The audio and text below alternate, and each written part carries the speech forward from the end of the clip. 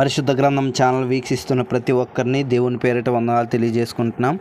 ప్రేమ, సంతోషము, సమాధానం సదా మీకు తోడేండి నడిపించును గాక. నిన్నటి దినాన ప్రసంగి గ్రంథం 4వ అధ్యాయం చదువుకున్నాం.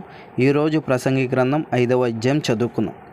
నీవు దేవుని మందిరమునకు పోవునప్పుడు నీ ప్రవర్తన జాగ్రత్తగా చూచుకునుము.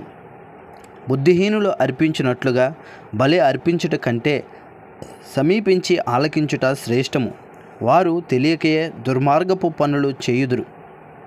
నీవు దేవుని సన్నిధిని అనాలోచనగా పలుకుటకు నీ హృదయమును త్వరపడనీయక నీ నోటిని కాచుకొమ్ము.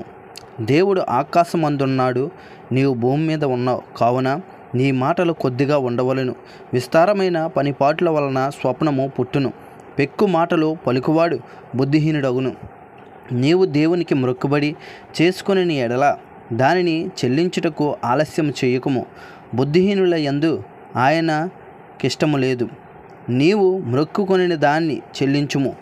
నీవు మొక్కుకొని చెల్లింపకుండుట కంటే మొక్కుకొనక ఉండుటయే మేలు.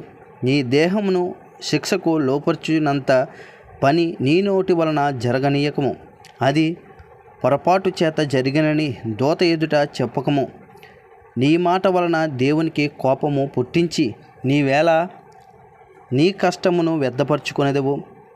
అధికమైన స్వప్నములను మాటలను నిష్ప్రయోజనములు.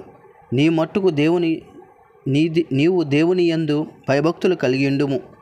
ఒక రాజ్యమందు బేదలను బాధించుటయు ధర్మమును న్యాయమును బలాత్కారము చేత మీరుటయు నీకు కనబడిన ఎడల దానికి ఆశ్చర్యపడకము.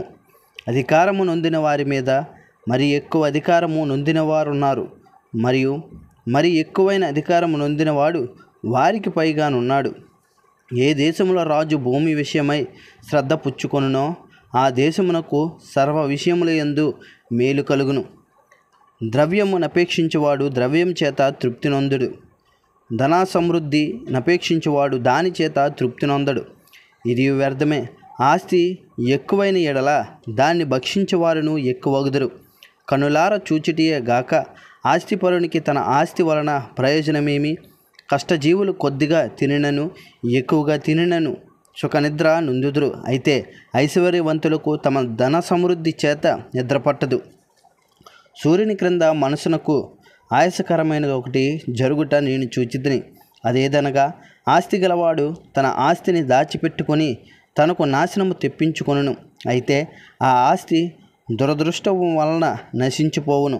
అతడు పుత్రులు గలవాడైనను అతని చేతులు ఏమీ లేకపోవును. వాడు ఏ ప్రకారముగా తల్లి గర్భము నుండి వచ్చునో ఆ ప్రకారముగానే తాను వచ్చినట్లే దిగంబరుగానే మరల పోవును. తాను ప్రయాసపడి చేసుకుని దానిలో ఏదైనాను చేత పట్టుకొని పోడు. అతడు వచ్చిన ప్రకారముగానే మరలా పోవును. గాలికి ప్రయాసపడి సంపాదించిన దాని వలన వానికి లాభమేమి? ఇది మనసునకు ఆయాసకరమైనదే. తన దినములన్నీ అతడు చీకటిలో భోజనము చేయును. అతనికి వ్యాకులమును రోగమును అసహ్యమును కలుగును. మరియు కోరదగినదిగాను చూడముచ్చటైనదిగాను నాకు కనబడినది ఏదనగా దేవుడు తనకు నియమించిన ఆయుష్కాల దినములన్నీ ఒకడు అన్నపానములు పుచ్చుకొనుచు తన కష్టార్జితం అంతటి వలన క్షేమముగా బ్రతుకుచుండుటయే. ఇదియే వానికి భాగ్యము. మరియు దేవుడు ఒకనికి